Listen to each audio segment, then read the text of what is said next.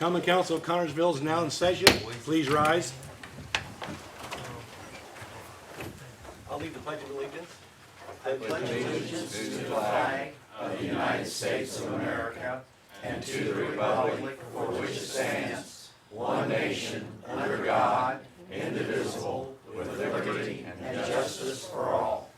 if everyone please silence their phone. We'll have our invocation by Reverend Jim Moore. May we please bow our heads.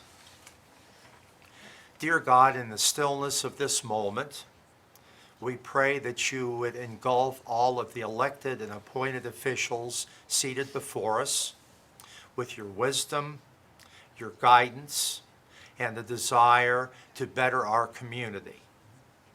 Please engulf upon all of the citizens gathered here for this evening's meeting with the desire to support our elected and appointed officials so that constructively we can work together to build a community that is open to all people to live together harmoniously and productively. In your Son's very name and resurrected Spirit, we offer you this prayer. Amen. Amen. Thank you, sir. Thank you, Jim. Okay, if everyone would please silence their phones.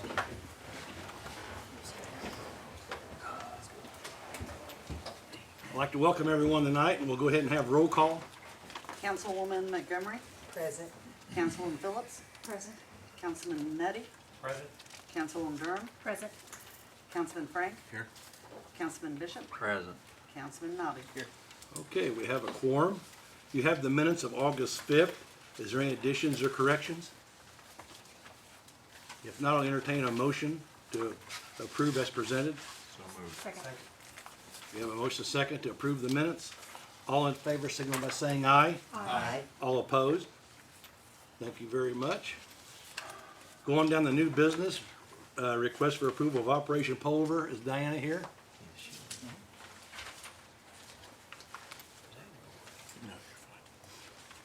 It is time to apply for the Operation Pullover Grant for the officers, and that is for them to do enforcement hours on overtime that is paid through the grant, not through the city.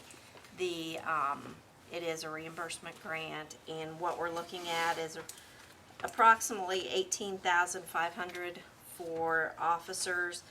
We now have a drug recognition expert, and we can claim his money back on that, his overtime hours, for $600.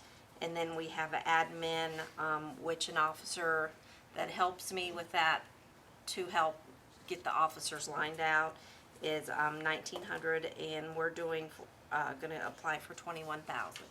I just need approval to move forward with that. There's no match on that, right? No, the only match that we supply is the gas for them to drive around. We did do, or the officers did do a sobriety checkpoint Friday night. Was it Friday night or Saturday? Friday. Don't we also cover the perf and any retirement stuff on that overtime? The police department is different, and correct me if I'm wrong, It's Robbie. whatever the They retirement do that on base pay, not overtime pay. They get paid in perf on their base pay, not overtime. Okay, is there any more questions for Diana? I need a motion to approve the request. So moved. Second. We have a motion and a second. All in favor signify by saying aye. Aye. All opposed? Okay, thank you very much. Thank you. Thank you, Diana.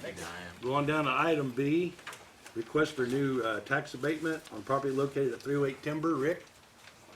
They got you down as Eric. That's my official name, I just know you as Rick. as known as.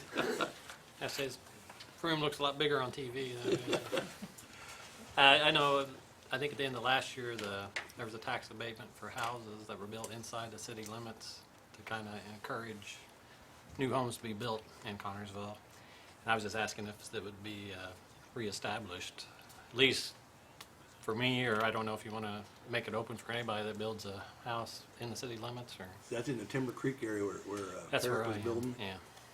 Okay, that was abated at one time, but I think it run out, so it's up to the council if they want to go ahead. That's the one that Jerry Hathaway did, right? No, that's That was Bill, Tarkington That was Heights. Tarkington Heights, that's another one. Bill Parrott owned those lots. So, I'm not familiar with the past one, so I don't know what it all encompasses, so I would have difficulties at voting it just like that on not knowing anything about it. Diane, did you work on that last time? I did somewhat, what, normally on normally it is subdivision, it's a builder that comes in that does several parcels at one time, instead of just one parcel at a time. Now, and before we moved forward on the advice of, Mr. Butch, we decided that it would be best for Rick to come before we spent a lot of time moving forward to see if this is something you'd even be interested in. We have it back, this one actually expired in 2011. So that's how old this Isn't one it- was. Isn't it something that, a designation of a distressed area, or did I was thinking I saw. It is a residentially distressed District, area, but according to that, that can be any land that's not developed. Okay, Can be that was what was considered on the ordinance. residentially distressed, yes. Yeah, I would not be opposed to it, it's just I don't know anything about it. Well, I might add, I'm gonna speak for you. He actually owned a house, and he actually owned 2 lots. And, the house was sold, and then he kept the other lot. So he's actually speaking for the undeveloped Undeveloped. lot, yeah. So You he know, actually if was a you're- resident there If you when it, were, when it new lot is in. did come into play. I'm sure that it was, because I think all of them on that street. All of them were. Are we allowed to make So I was individual gonna say, can we do it abatements like that, individually? or I don't should know we- if we are or not. I think it's the Well, I same think thing. you can, it's just that what Diane and I discussed, I think the original intent of the law was to provide incentive to rehabilitated blighted area of the community. That's what I did. And you could grant it, but I think you also would have to designate it as such. the entire area or just No, the this parcel? particular, only thing that was being requested. This particular So, parcel. I mean, that was the intent of the law, is to give someone a tax incentive to clean up an area of town. I don't think the intent personally, from what I've read, was just to let a builder build in some place that doesn't qualify for, under those criteria. Would that be But so setting we- precedents also? I'm sorry? Would it be setting precedents that we'd have to do it again later? Oh, well, that's always a possibility, no matter what you do, you could always Yes. be, use this as an example later on down the road, but, that's why when Diane and I discussed this, I said this is something that I think the council needs to, rule If on. the builder has already designated that area, why would it not still be under that? The builder doesn't designate it, the city council does. Well, they come in to request their area that they're gonna develop, right? Yes, and then you have to find that it meets those criteria. But they have Yeah. a certain number of, they have a timeline on it, Oh, so okay. like as a That's why sunset. it's It's Sorry, set did I- 5, I think it's 5 years, I believe. Yes, it was, and there was originally 5 lots, and, 9 lots in that original That was in request. Tarkington Heights, right? No, this one's Really? Oh, Timber Timber, oh, Creek. there was one in Timber. Timber Okay, Creek. Yes, I understand. yes, Okay, I got you. yes. do you know how many of those lots they did under this program? I do not. I'm trying to think out there. Once we There pass wasn't the any. resolution, then everything is handled at the courthouse. You know, they check to make sure that, the only real stipulation of the resolution that was done previously was that once the building permit was applied for, you had 1 year for completion. So that was the only criteria they had to meet. Once, after that, it was just an automatic, abatement for Was it 4 years? 5 years. 5 years? 5 years. It's progressive, right? Correct. Diane, is there a negative to this if we do approve it? Yeah. Liability of some sort? You lose tax money in 5 years.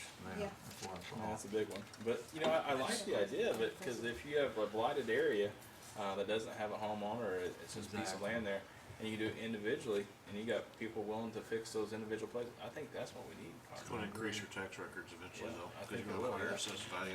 I mean, you're gonna lose 5 years, but I think eventually, like. But it's after not a those 5 total years- loss over 5 years. No, it's progressive. No, It's it's prorated. 180, 60, 40, and 20. Prorated. Right, that was my question, was is this matching the original one you have? Yeah. I think that's what you have to do. I don't think That's there's- what I'm, that's, yeah. but I'm being specific, and I wanna ask that specifically. Ask that again, I'm sorry. That is the original abatement that went with the properties the Correct, first time? Okay. correct. And, you know, we'd have to go back and double check to make sure that the law has not changed Right. since, 2000, the last one was done in 2008. So if I'm understanding you right, you need a motion for us to say we should progress. If that's what you wish to do, yes. Not, and it's not a binding motion that's saying that it's approved, it just means that we think we should look more into this. Because, David, Mr. Butch is gonna have to do some research as well. So, you know, you're gonna be spending money for that too. So that's why he suggested we bring it all before council before. Mr. Mayor, I move to, that we do a little more research on this issue and have a report back in the near future. Second. Okay, is there any more So- discussion? If I may, the motion is to research this further, not to necessarily pass it tonight. Yeah. Hey, Right, yes. right. We don't have a resolution ready for Okay. tonight. Just before we spent the attorney's time, we wanted to, Sure, I'm okay with that. Okay, Rick, you okay with that? Yeah. Okay, you have a motion and a second? Okay, a motion and a second to check into this. All in favor, signal by saying aye. Aye. All opposed? Okay, thank you very much. Thank you. Thank you. Okay, go on down to item C and D, resolution 2019-45 and 46. Rosemary?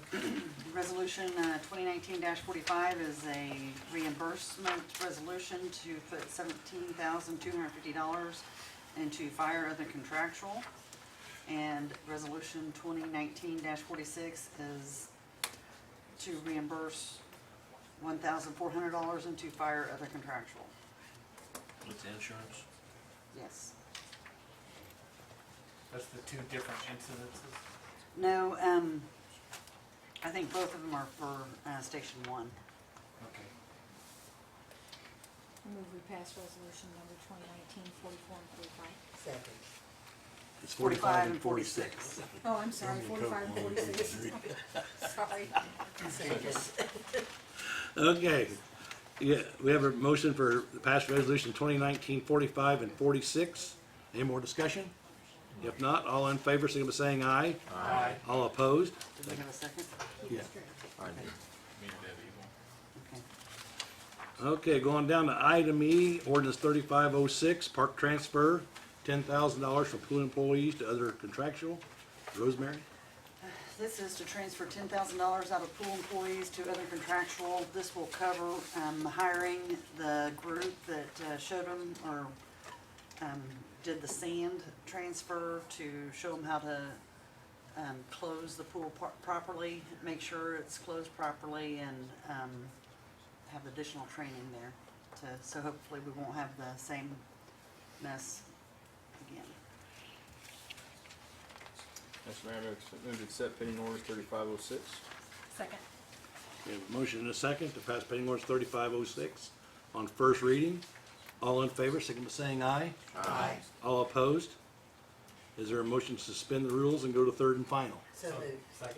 We have a motion and a second to pass, to move to suspend the rules. All in favor, signal by saying aye. Aye. All opposed? Okay, if not, go on to third and final. So moved. Second. We have a motion and a second to pass pending ordinance 3506 on third and final reading. All in favor, signal by saying aye. Aye. All opposed? Okay, thank you very much. Going down to item F, 3507 for handicap parking. Rob, you want to speak to this one?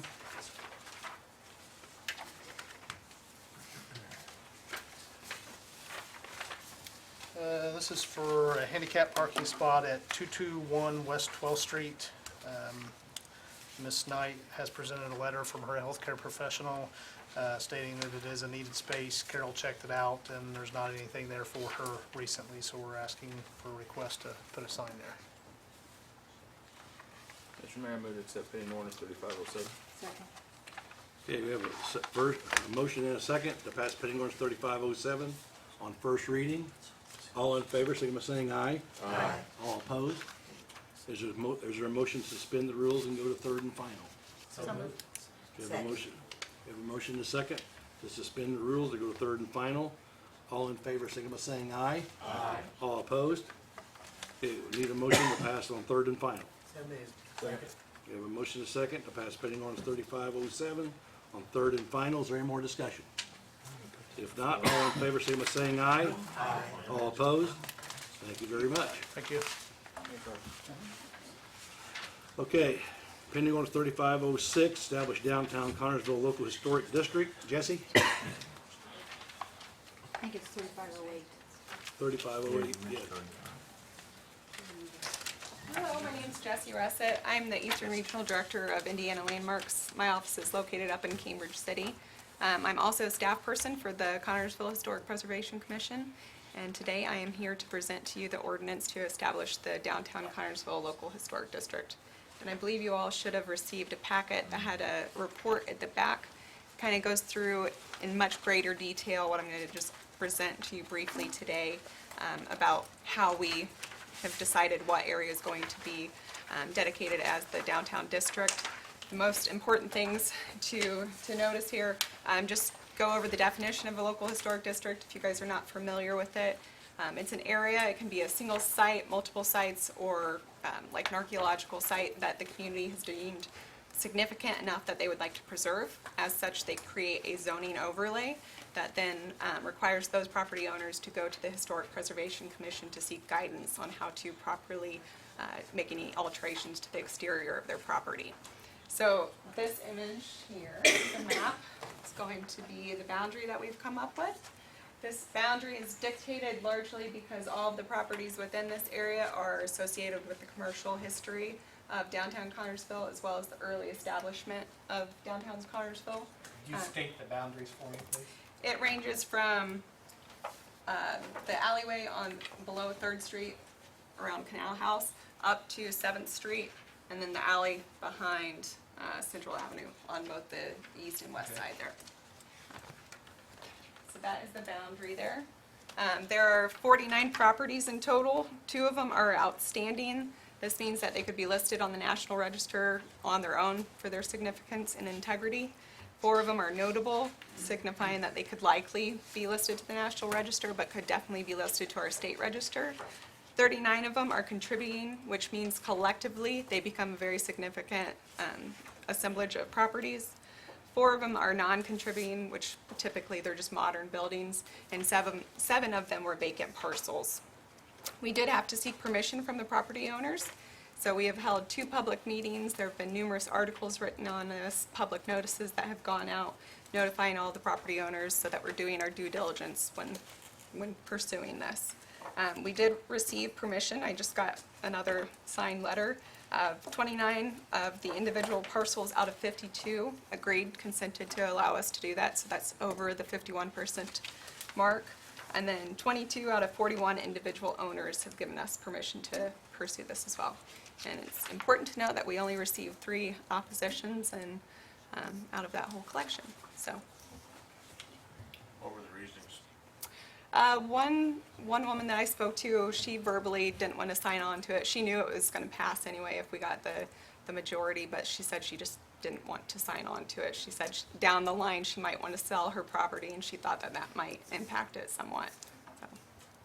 And A then lot the of them other- think too that the historic is controlling their property. Right, they think that they have no decision-making on their property whatsoever, and that's not the intent of the Historic Preservation Commission at all. And some of them were confused.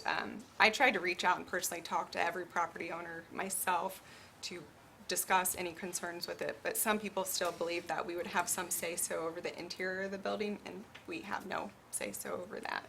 So those were the major concerns. Do you say so over the exterior? The exterior, if you're going to make an alteration to a property that's within the local historic district, If it's something different, so if you're going to take like a wood-cladded building and you want to put a whole bunch of vinyl siding on top of it, that's something that you would have to take to the commission and request that they approve a certificate of appropriateness for it.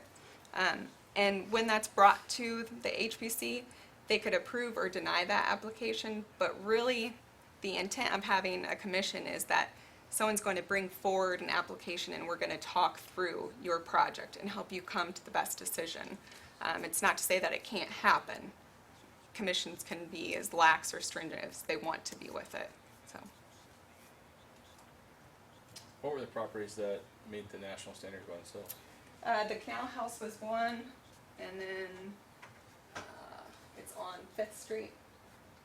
Sorry, I forget what the street address is for it.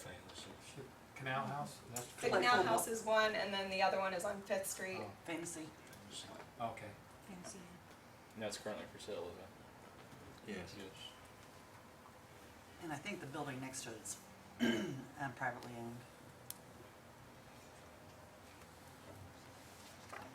Any more questions for Jesse or any of the HPC? Most of the HPC board is here.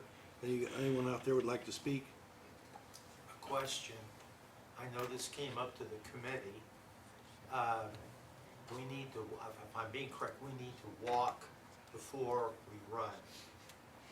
So as we start this, we're not going to go up to a property owner and say, you know, you've got to do A, B, and C to take your building from where it is to where we think it needs to be.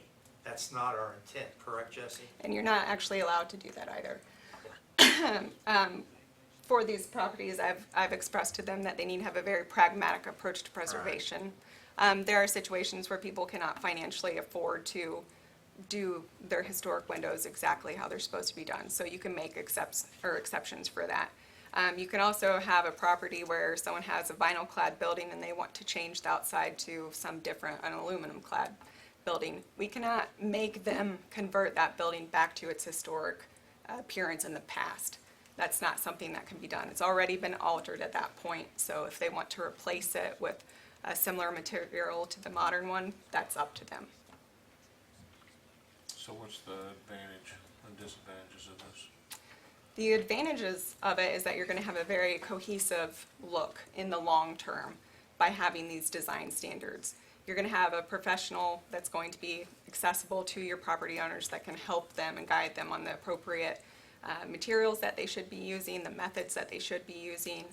We connect them with the people that have the skill set for it. We also help with developing facade plans to enable grant funds. I know that there is already a facade program here.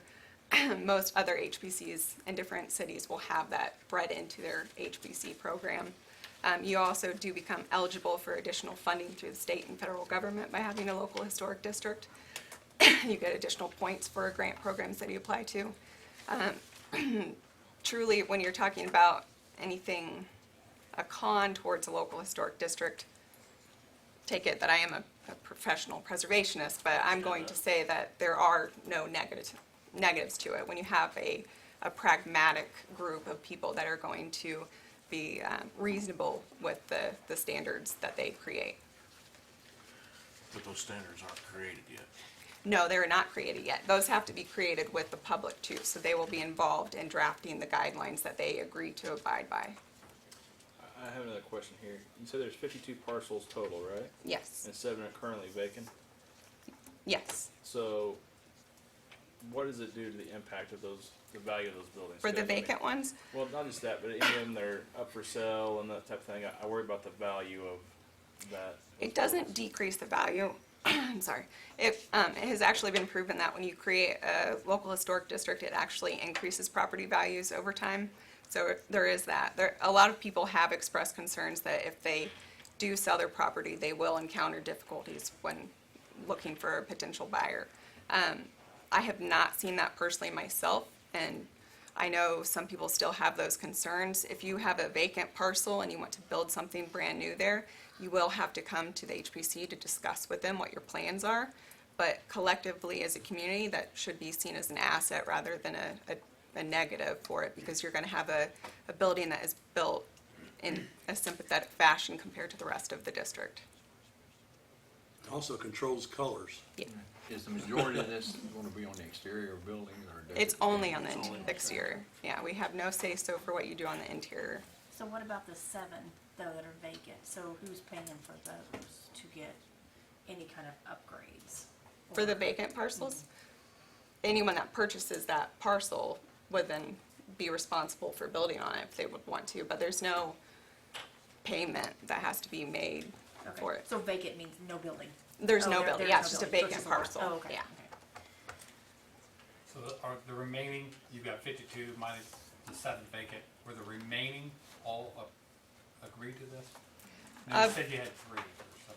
I only had 2 oppositions. Okay. It was 3 at one point, but they've turned around. Do you have, what, 29 that have agreed, 29 have agreed out of 52. and you only need 51%? And this doesn't mean that everybody has to improve or change their exterior Nope, they could leave their facade. It's building just- exactly how they want It's it. just they come up to, that if they decide to, they have to. Mhm. There's 2 vacant properties right now that I see as 0 value, but they'll probably have some value to somebody. So I'm really concerned what they might do with that. I mean, what if someone wanted to just tear them down? Well, by creating the local historic district, they couldn't just tear down the buildings without coming to the HBC to discuss that first. Is that what you're asking? Yeah, you answer, I didn't ask it that way, but you answered better than I. So you said 7 of those properties are vacant, that means they have no dwelling on them whatsoever. Nothing whatsoever. Now, how many of those 52 then are unoccupied? I don't have information on that. I would imagine this block going north, there are some buildings. Several of them. Yeah, I think that's. Let's see. So that one's got a business in it. 1, 2, 3, probably 4 parcels right there that are vacant or no one's using them, occupied. But that's really where the value of having a local historic district comes into.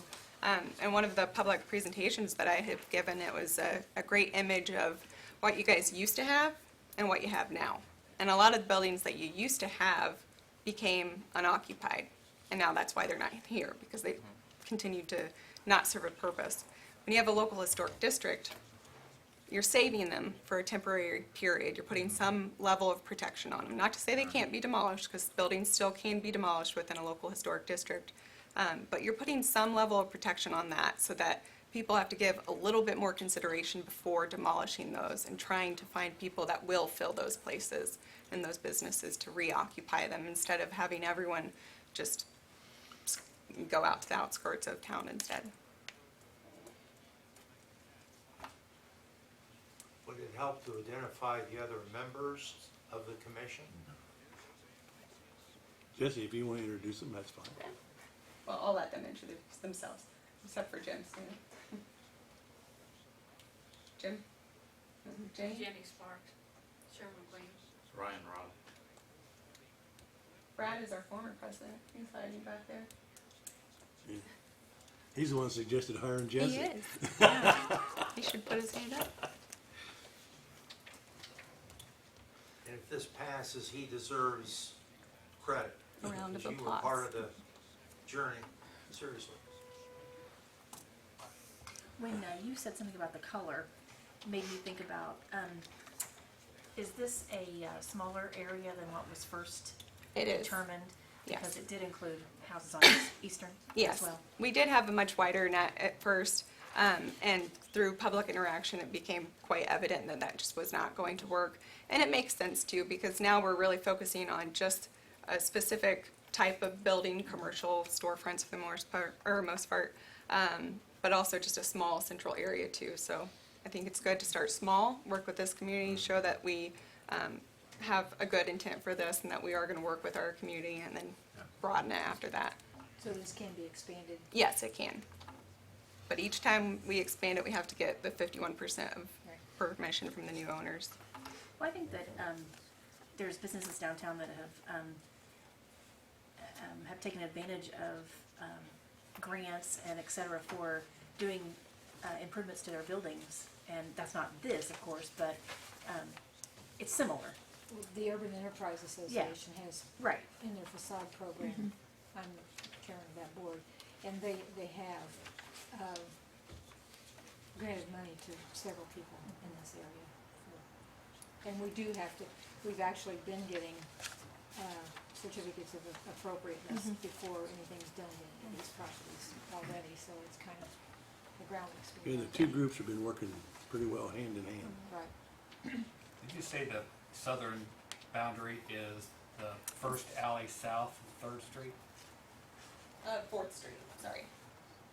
So the canal house is right here, and then I believe it's Oh, okay, Davis, and there's the alley right between the Yes. gas station there. yeah, okay. Because in my mind, I was trying to think where that alley was south of. It's 3rd. not there. Okay. Okay, is there any more discussion on?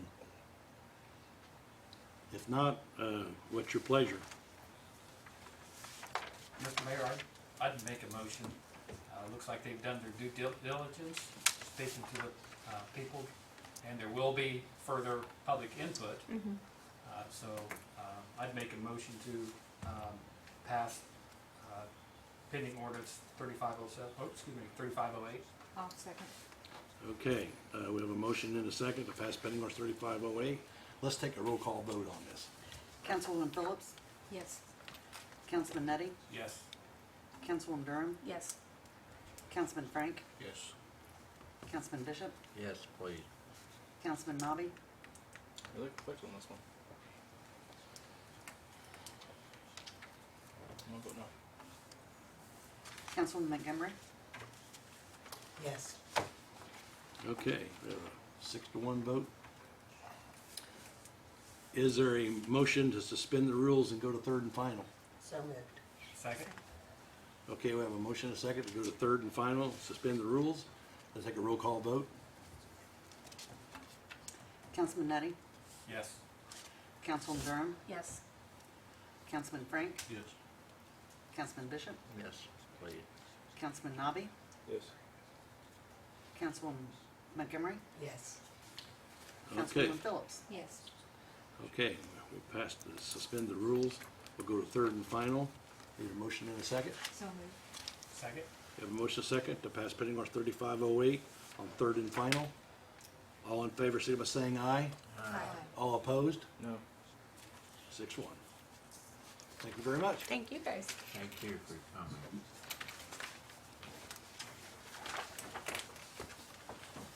Okay, going down to old business, is there any business to come before the council?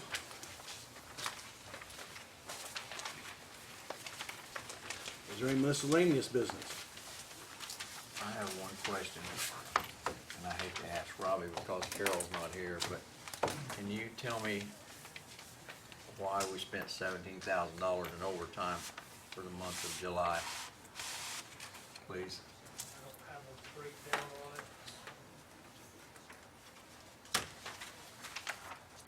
Well, we did have, It's probably vacation. We had a lot of vacations, some of that, like we had 2 or 3 funeral leaves during that time. also had active training. Yeah, we had a lot of training, we had active shooter training, That's a lot of money for 1 month, but that's, plus, we're down a guy too, because Rocco retired the 1st of July, and the other guys in the academy, so we're short down for the shift too. okay, thank you. Who replaced him? Brendan Watson, he's in the academy, he'll graduate, I believe September 6th or 7th, and he'll be on the road for that Monday,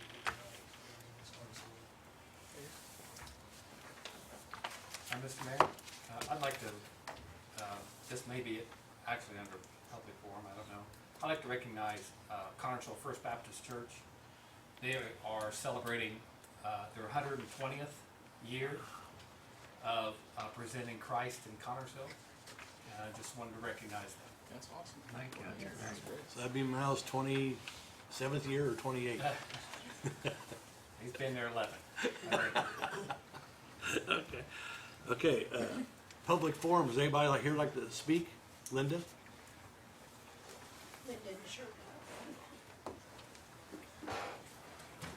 some handouts. Thank you.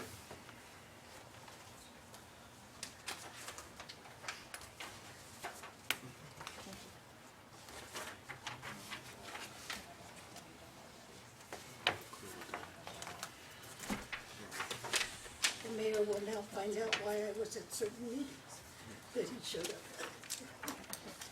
You're both here.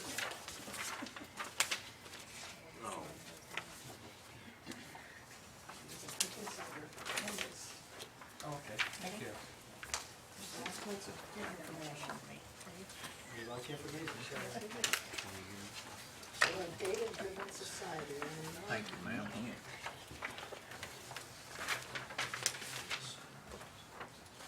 Thank you. Well, George. That's all right.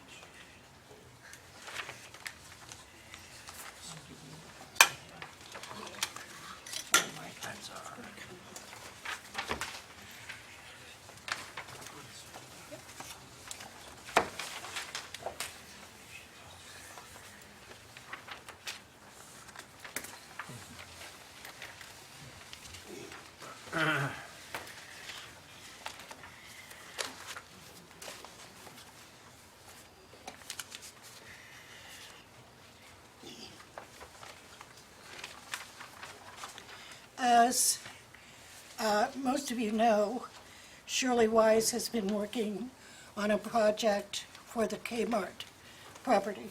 She made that presentation to most of the elected officials during last year. At the end of last year and early this year, she invited Kathleen Jasper and I to join her in developing the project.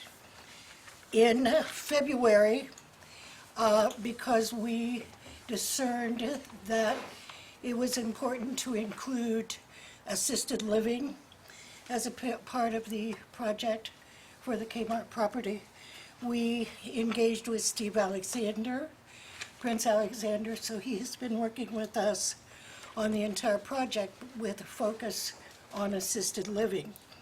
In April of this year, Steve introduced us to the Opportunity Zone.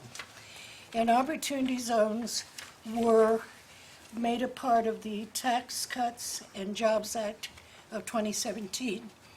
And the state of Indiana has 156 Opportunity Zones, 46 of which are considered rural. Fayette County's is considered rural, and this is our Opportunity Zone. This is 11th Street by the railroad. This is River Street coming up to Fayette Street.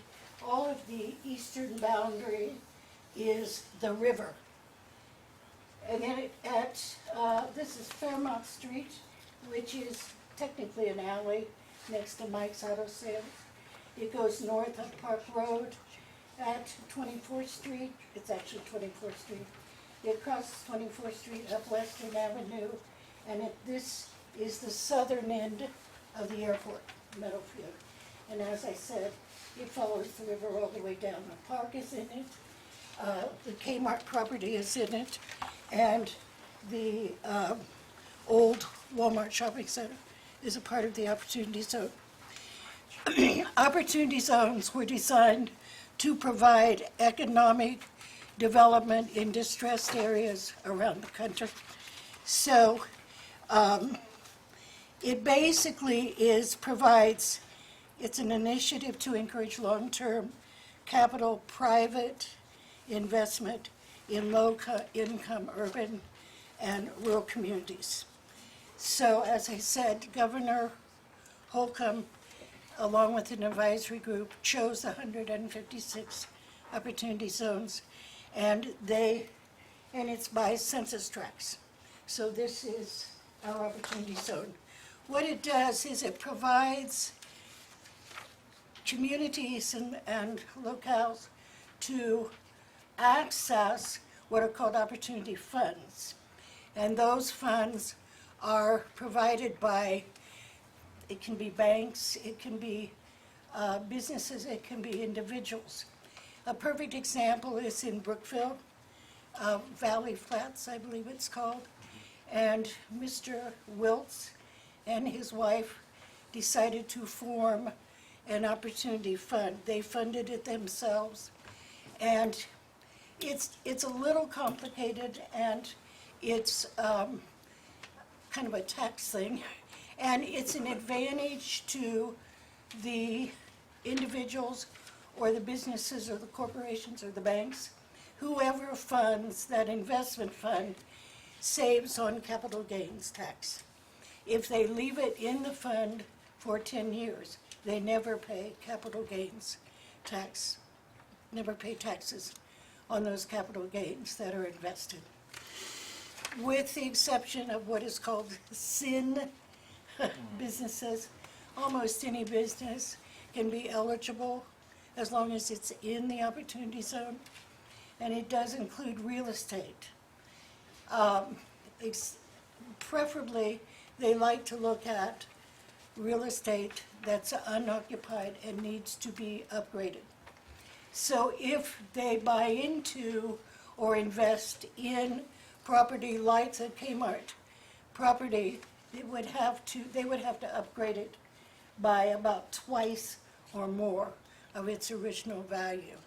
So if its value at purchase is $1 million, it would have to be worth at least $2 million after it's invested. So in April of this year, after considerable research and learning about opportunity zones, we located a company, Strategis LLC, which is a subsidiary of Ice Miller Law Firm in Indianapolis. And at the end of April, we met with Sean Peterson and Bob Poznansky. They came to Connersville, met with us, and we took them to the property. They've not seen it inside, but we walked the property. And so they have been working with us since the end of April. In July, Kathleen Jasper, Steve Alexander, and I met with Sean and Bob in their offices in Indianapolis. And one of the things that they liked was an idea that's come forth from a group of just ordinary citizens in the community called Bright Ideas. And so, the end of September, we will hold the Bright Ideas Conference Workshop. Jeff Plaster, who is Executive Director of the Eastern Indiana Regional Development Commission, will be presenting data on housing, industry, and demographics for Fayette County. And Steve Alexander will be working with those who attend. It's open to anyone in the community at no cost, because we want to hear their bright ideas. And so Steve Alexander, who's one of the most creative minds you're ever going to want to meet, will be working with those who are present to develop bright ideas with a focus on the Opportunity Zone, a focus on the Kmart property, and a focus on which Shirley will address, Office Park. So, and Strategis, Sean and Bob really like that idea because they work in South Bend with a group called In Focus. It is a nonprofit group. It's an outgrowth of a program with the University of Notre Dame, and it uses graduate fellows to develop discover, design, and implement programs such as our Opportunity Zone here, but projects like Kmart and Office Park and renovation. So one of the things that's been said about our Opportunity Zone is that much of it is bottomland in a floodplain. But sometimes you'd be surprised, you know, we all would like to extend the trail system down towards River's Edge Park. So that may be a possibility because it does sit in the Opportunity Zone. But In Focus was the caveat that Sean and Bob told us is that in the South Bend area, In Focus was instrumental in bringing in $49 million for 50-plus projects just in that area. And In Focus is willing to come to Fayette County and work with us to develop our opportunity zone. So at this point, I'm going to let Shirley talk about the opportunity zone, and then I'll tell you what we'd like you all to do.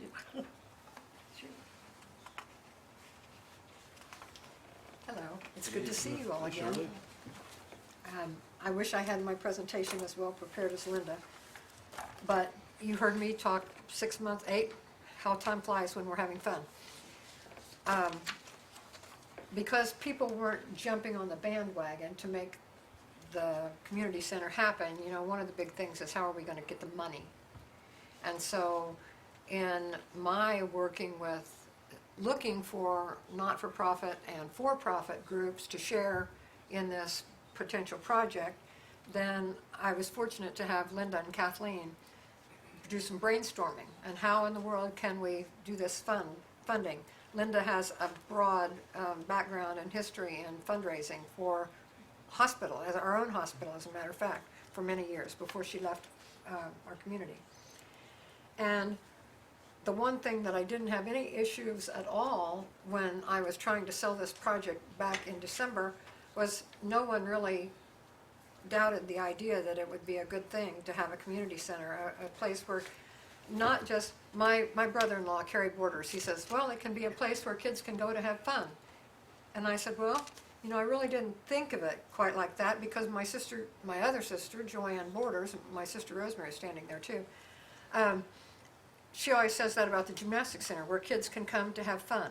But this is so much broader and larger than just where kids can go to have fun, this community center. And because it's such a big project, you know, how to eat an elephant one bite at a time. But not just could kids use this community center for additional basketball courts. And we're so grateful that the Riggenstreif Club has opened back up. You know, the Lynch family invested a great deal of time and money in help bringing back a center where the kids can go and have play basketball. But not everyone can get in there in the short period of time. And there's a lot of older kids that want to play basketball in this community too, and there's really not a lot of gyms. You know, the liabilities and the school corporations and what have you, used to you could go play at Grandview School or Fayette Central School. Now it takes an act of Congress just to sign the liability sheets so that the school won't get sued or the people can't sue whatever. But in a community center, you know, you have a lot of those protections. But I'd like you to just look a little bit at the package that I handed you. And number one person's trash is someone else's treasure. And almost everyone that I spoke with wants to tear down the Kmart building, but I don't want to tear down the Kmart building. If you look at this opportunity zones, and I gave some people other pictures of there, look in here, it's not on your thing, but the park is right smack in the middle of that opportunity zone. And not that we need any more investment in the park, but it's always nice, and we can always use more investment in making our beautiful park And fix the bridge. more. Pardon? And fix the bridge. Fix the bridge. That would be something that we could make a line item in our opportunity zone thing. But bottom line, the Kmart property, which is my page 2, is right smack dab in the opportunity zone. And it's also, if you look down this little spreadsheet, the summary, you have seen this before. So there's 7.8 acres on the main Kmart property. But in addition, they own 2 other pieces up there. One is 1.3 acres and the other is 4/10 of an acre. So less than 10 acres, the entire Walmart site. Kmart site. And I'm sorry I can't tell you, Kathy Rhodes did a great job of telling me how many taxes that it brings in now. And it is bringing in taxes now, but it isn't bringing in near the taxes that it was when it was occupied. It's bare minimum. And yes, what are we gonna do if they tear it down? And then you get even less taxes.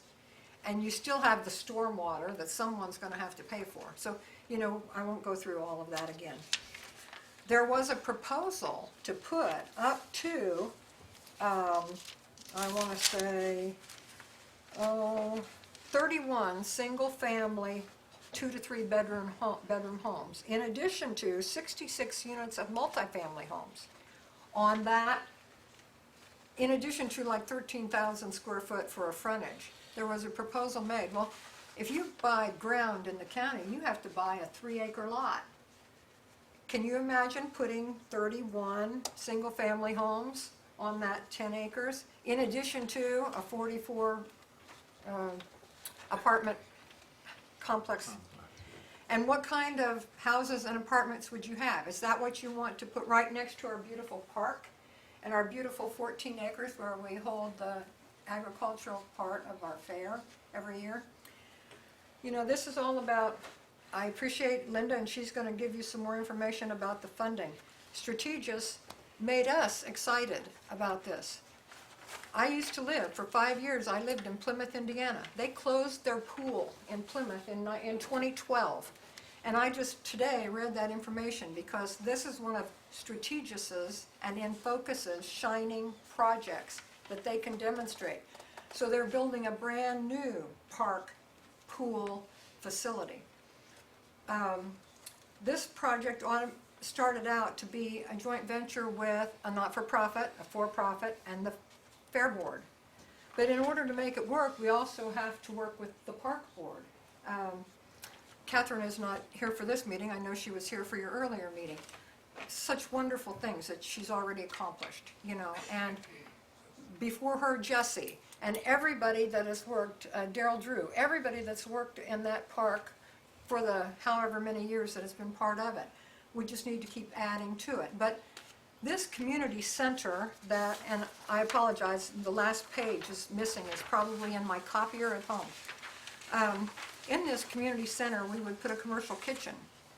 This commercial kitchen would be a for-profit, a taxable piece.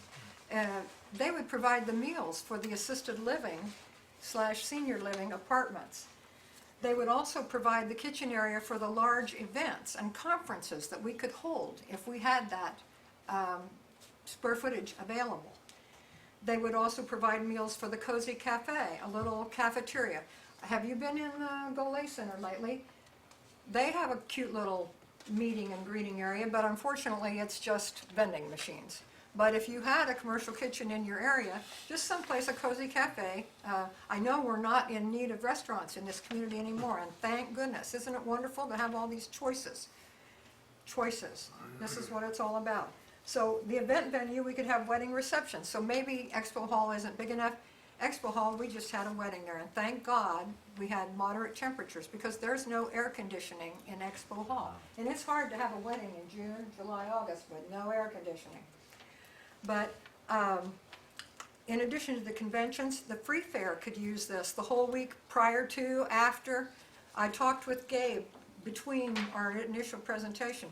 Could they benefit from having agricultural judging contests there? They could host statewide activities. They're very active in the Future Farmers of America. That whole 14 acres, when I said the Kmart has 10 acres, the Fayette County Fair Board, in this lot here around the area we're talking about, has 23 acres. And so this is the heart of the park and the 14 acres that we all know with the animal barns and where you go to see the baby animals and the corn stoves and what have you.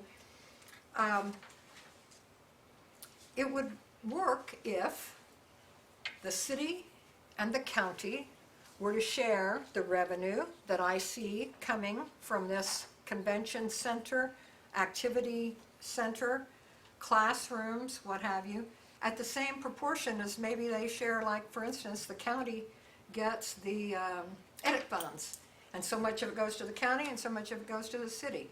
And same way with the taxes, so much goes to the county, so much of it goes to the city.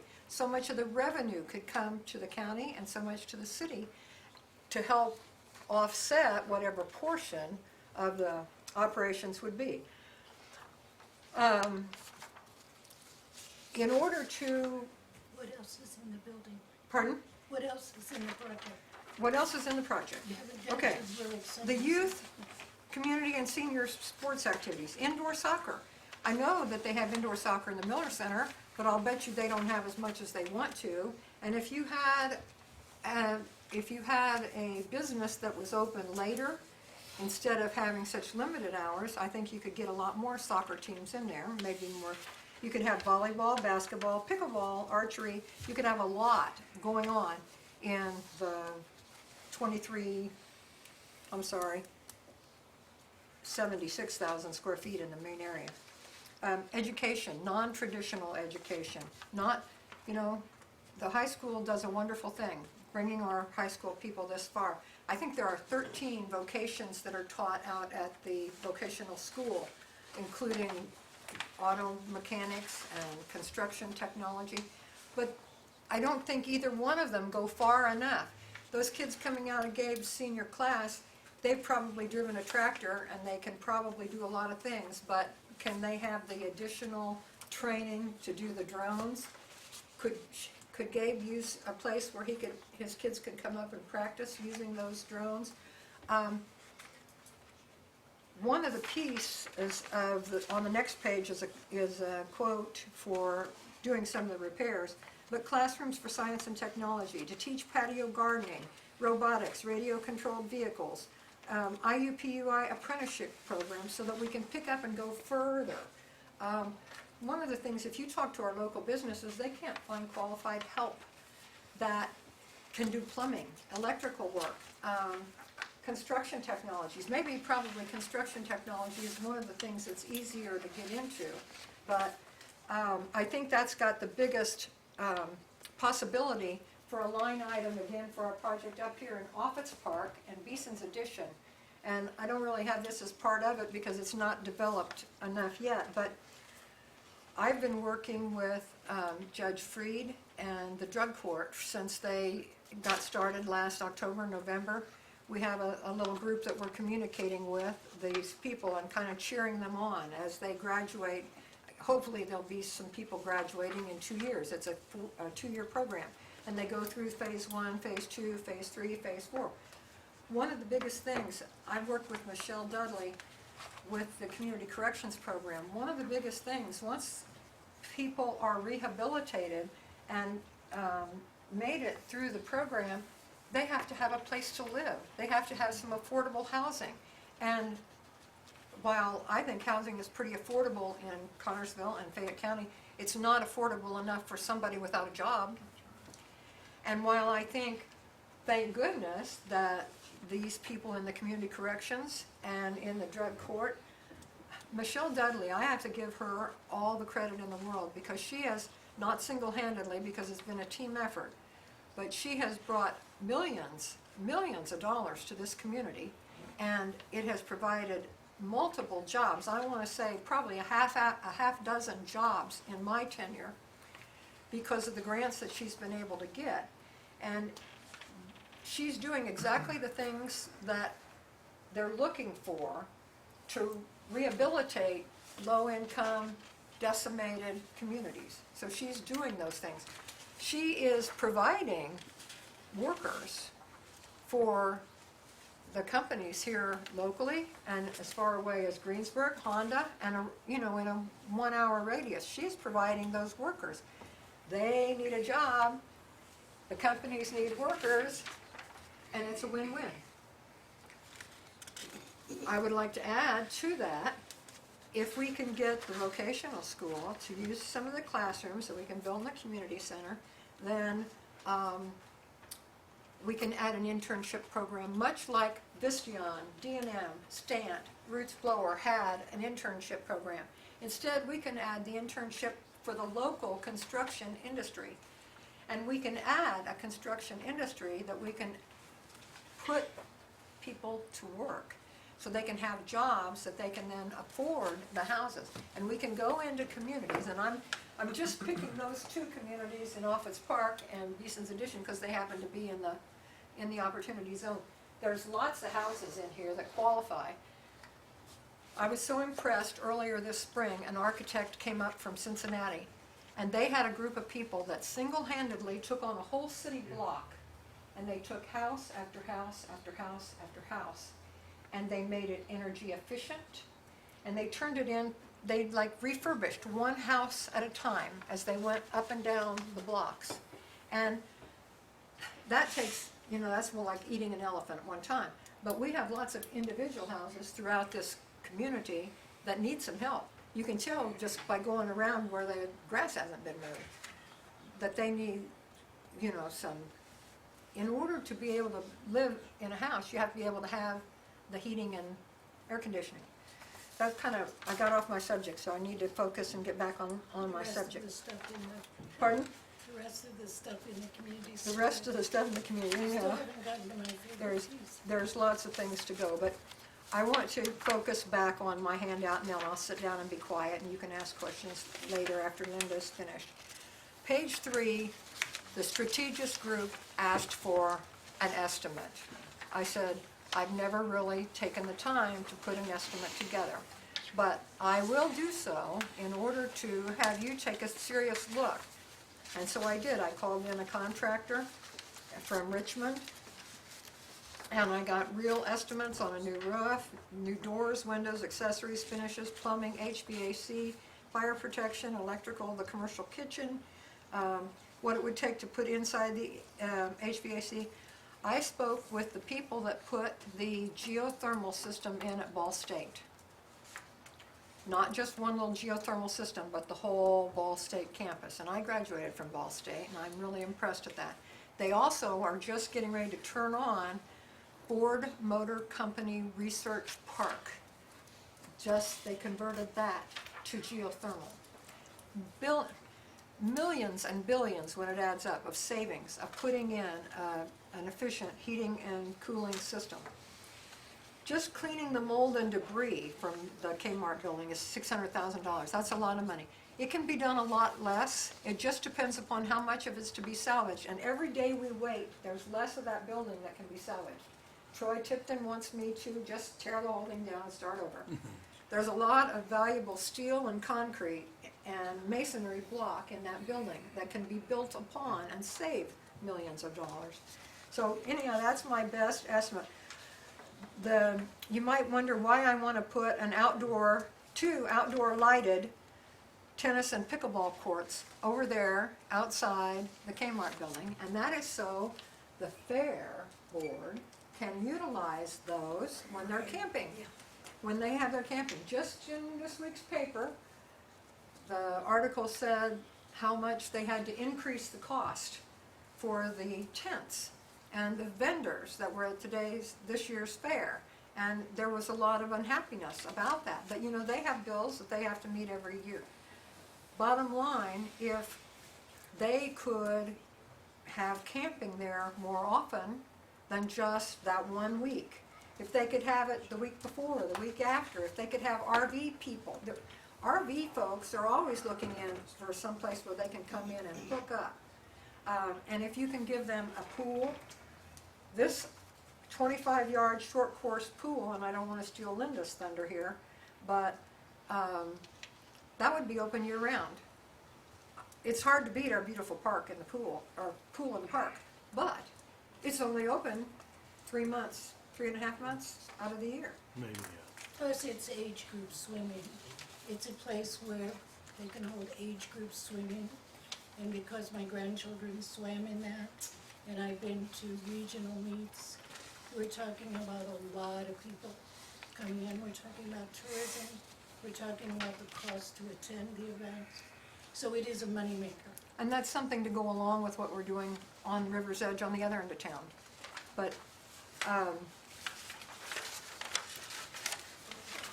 I'm pretty much going to sit down and be quiet. There's a lot more I can say, but it's all about how we could work together. And again, one person's trash, someone else's treasure, Connie. The river. People say the river is one of our biggest assets. I heard Dan, bless his heart, say that because so much of the river borders this opportunity zone. But what a tremendous opportunity to utilize our river more. I'm sorry, now Connie, go. I'm a proponent for assisted living. We don't have anything like that here in town, and we definitely need it. But if you didn't think that the apartments would want to be up there, why would the assisted living want to be up there? Well, the assisted living, I guess, number one, could go a little farther up higher, and the apartments could too. I don't think anyone wants to see another set of Purple Palace apartments. And instead, I started out with the proposal that we needed to do another nursing home because there's not space in nursing homes for what we need and what we're going to need. We have an aging community, and again, we're data-driven. We desperately need the assisted living. And so once we started working with Steve Alexander, and we've been working with Steve since Community Voices, so I've known him for 3 years. Fortunately, the mayor and Anna and all you guys have maybe worked with him even more in depth, but he's a tremendously creative person. And he's challenged all of us to come up with ideas. There's a lot more ideas than what we've presented. The whole place could be assisted living. Well, I mean, honestly. you know, it could be, The but assist- we need the other. Part of the project too is a whole, I wish Diana were still here. We need the van, the Fayette County van for kids. Because no matter how great your soccer fields are gonna be out there on the south end of town, nobody can get out there now unless the parents take them. And we need to have a community transportation system work for kids, just like the senior works for adults. And furthermore, those same stops where we have meals for kids in the summer and when school is out, those same stops could pick up kids where they can come and play in the soccer park on the south end and what's going on in the community center in the north end, and that's part of it. It's not just a place, but it's making the whole programs work. What Steve stated in our meeting in Indianapolis was 100 assisted living units. Probably built, half of them on one end, half on the other end. So it'd be like a three-sided area with the open parking in the center. What we're asking is Sean Peterson would like to come and make a presentation to the mayor and to any of the city council members who would want to attend to basically let you know what they can do in terms of putting together a creative funding package. Not just opportunity funds, but new market tax credits. And new market tax credits, as I understand them, are held by community development financing institutions. And we have one in our community, and it's called NETCO. And so they're holding new market tax credits. So it's not just the opportunity funds, but it's a creative package of state and federal funding that can fund projects in the opportunity zone. And the project that we're the most excited about is what we're working title is the Fayette Community and Innovation Center, because there'd be a lot of innovative kinds of things going on in addition to a community center, plus the assisted living. So what we'd like is to have Sean come and make his presentation and to make the pitch about involving InFocus. What InFocus would do for $25,000 to $30,000. And trust me, if we had to go use a consulting firm, Purdue does not do this kind of work. We pay a whole lot more than $25,000 to $30,000. So to bring them in, they would have the data that they need. They would have a plan to us to work out the funding by the end of this year, so that by January they could begin to put together a creative funding package. So that's what we're asking, is for the mayor and any city council members who would like to sit in a session ASAP with Sean Peterson and probably Bob Poznansky will come as well, because he's their new market tax credits person. Because we'd Bob like, McCaskey, he's the one that was up there at the Muncie for the, no, that was Frank Hoffman. Frank Hall, that's right. Frank Hoffman's president of Strategis and a partner at Ice Miller. Strategis is a subsidiary of the law firm, Ice Miller. And so, because of the success of InFocus in the South Bend area, $49 million, we think it would be very beneficial to have the funds to have them involved. And we would want them to be a part of the September 26th Bright Ideas Conference. So I don't know if you need to take a vote. I don't know what you need to do, except let us know so that we can let Sean know, because I know he would like to come and make the presentation. I don't think we have to do anything. If he just sets up a No, meeting. but, you know, say, and you Linda, if there's gonna be a meeting anyway, if you've got him coming down here, why not just email the members of the councils, and those who are able to go would. Yeah, I think all you need is just an invite. I don't think anything has to be done as far as, Is his visit contingent on some of us agreeing to attend? Is that? Well, it's gonna have to be a public-private partnership, and obviously the city needs to be involved. And Sean and Bob have both said that. And so they want to know that the city is, that the city knows what we're doing and has input into it, and certainly is positive about the approach that we're taking, because we have this marvelous opportunity with his opportunity zone. And timing is important because of how it relates to the investors and the timing for them, so that they can take full advantage of their, what do we call that? Their deferred capital gains. Well, and two other things I'd like to point out. That number one, you know, sometimes there's a negative connotation that we have our hand out asking for funds from the government, from the taxpayer, and that is not true. The intent is to make this a paying project, get us back on the tax rolls with as much, if not more, than what we had with when the Kmart was in business. So the Opportunity Zone funding is not a pork barrel project.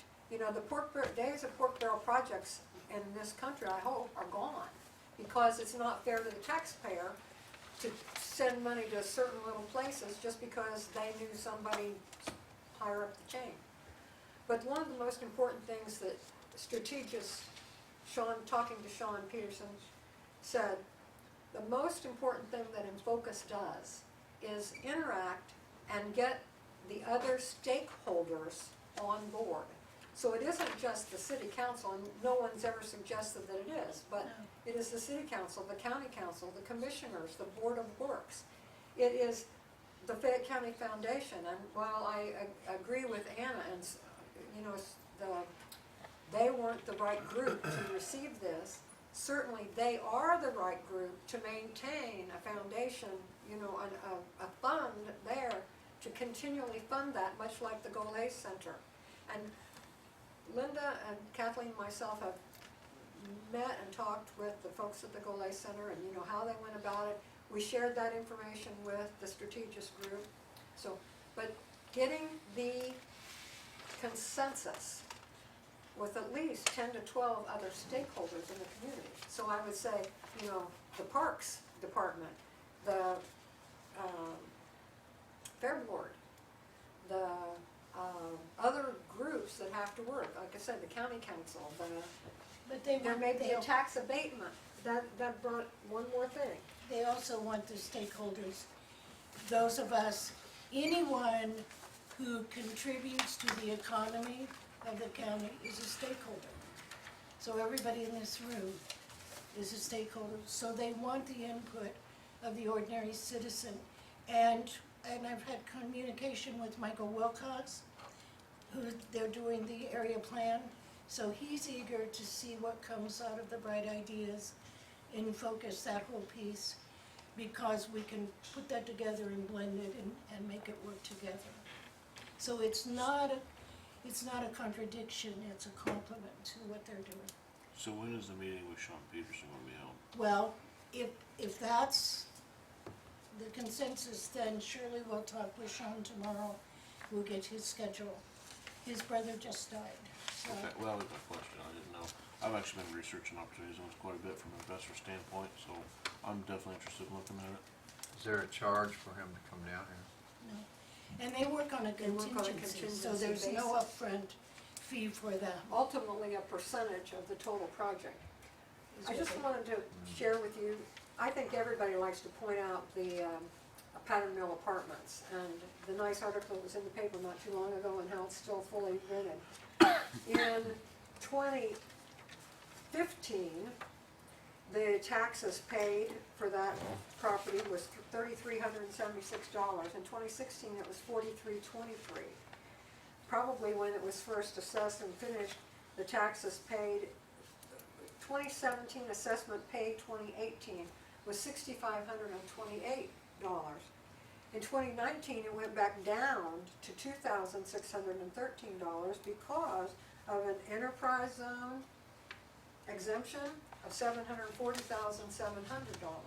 So even though we have a lot of good and a lot of bad, and I don't anticipate there being an opportunity zone abatement, I anticipate every single tax dollar possible should come back to the community. So it's a give and take in order for, I'll use Falmouth Farm Supply because in several times in the last couple of years, I know that they have used that abatement and other businesses here in the community.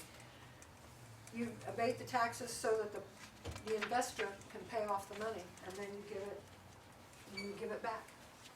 Please put September the 26th, Thursday, September 26th on your calendars. The daytime session will be from 10 o'clock is registration, 10:30 to 2. And the evening session is registration at 5 and 5:30 to 8 for the First Bright Ideas Conference. It's actually a workshop, Here in town? yes, at First Presbyterian Church Social Hall.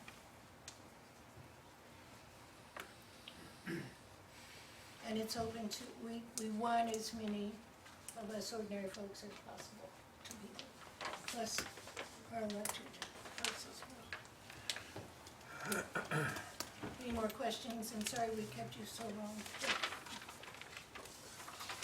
Okay, has anybody got any questions for Shirley or Linda? How confident do you feel on getting all these people to pay taxes? Because it seems like we have to give abatements to get new things to come. The investors in the Opportunity Zone, or at least this is one, there's many different possibilities, but they're getting a capital gains Okay. tax abatement. So they're, on the US level, it was part of the 2017 tax cut package. They were giving an incentive for big business with capital gains to invest it for 10 years. I don't know what the match, I'm sure there will be some sort of match. Like I said, the In Focus, that was not an 11th hour thing, but I wasn't in all of the different meetings. Was there in the initial ones, but when we learned that the In Focus group, there are a bunch of interns graduating from Notre Dame that come and do that for a very small percentage, of money, and they have it down pat. They have a template and a way they work with the data, our data, by the way, and Anna and Bill McDaniel are working together for the new city-county plan. What has driven me in this county for my personal is this plan, and we need a new plan. I think everything that we haven't got accomplished in this one, we're still working on or towards, but there have been a lot of new things that they want to add. And I would love to see our community center as one of them. There will be taxable entities as a part of the center. So like the commercial kitchen, some of the training, certainly the residents in the assisted living. So there are taxable entities as a part of it. So it's not a giveaway. City doesn't have to just. It's a win-win for both sides. It's a win for the city, it's a win for the investor. It's more of a win for the investor. But that encourages them to invest. Okay, has anybody got anything else? Okay, is there anyone in the public would like to speak while we're here? If not, I'll entertain a motion to adjourn. So moved. Have a motion second. All in favor, say by saying aye. Aye. All opposed? Adjourned.